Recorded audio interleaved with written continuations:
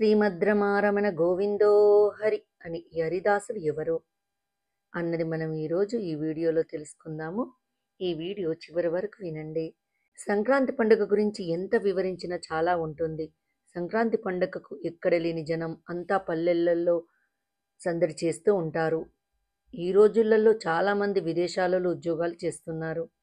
అలాగే పల్లెను వదిలేసి చాలామంది నగరాలలో కూడా ఉద్యోగాలు చేస్తున్నారు. వారంతా సంక్రాంతి పండుగకు గ్రామాల్లో సందడి చేస్తూ ఉంటారు. సంక్రాంతి పండుగ అంటే కుటుంబం అంతా సంతోషంగా గడపడంతో పాటుగా హరిదాసులు, గాలిపటాలు ఎగరవేయడం, గంగిరెద్దులు, భోగి మంటలు, పిండి వంటలు ఇలా ఎన్నో. అయితే హరిదాసుల గురించి మనం ఇప్పుడు ఖచ్చితంగా తెలుసుకొని తీరాలి. మామూలుగా మన ఇండ్ల ముందుకు హరిదాసులు వచ్చి హరినామాన్ని గానం చేయడం, కాళ్ళకు గజ్జెలు, భుజం మీద వీణతో, శిరస్సు మీద అక్షయ పాత్రతో కనబడుతూ ఉంటారు. వారు హరినామ సంకీర్తన చేస్తూ వీధిలో వెళ్తూ ఉంటారు. వారి కాళ్ళ గజ్జల శబ్దం, గానం విని హరిదాసులు వచ్చారని బియ్యం వేస్తూ ఉంటారు. హరిదాసుల తలపై అక్షయపాత్ర ఉంటుంది. దాన్ని పట్టిన వెంటనే ఇంటి ముందున్న హరిదాసుకి బియ్యం వేస్తూ ఉంటారు. అయితే అసలు వీరు ఎవరు, ఎందుకు వీరికి బియ్యం వేయాలి? దాని వెనుక కారణాలు చాలా మందికి తెలియని విషయాలు ఉన్నాయి. అవి ఏమిటంటే, పరమాత్మతో సమానంగా హరిదాసుని భావించేవారు. మహావిష్ణువుకు ప్రతినిధులు హరిదాసులు.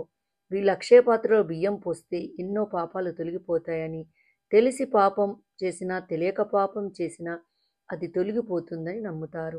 హరిదాసులు దాన ధర్మాలను స్వీకరిస్తే ఆయురారోగ్యాలు, భోగభాగ్యాలు కలుగుతాయట.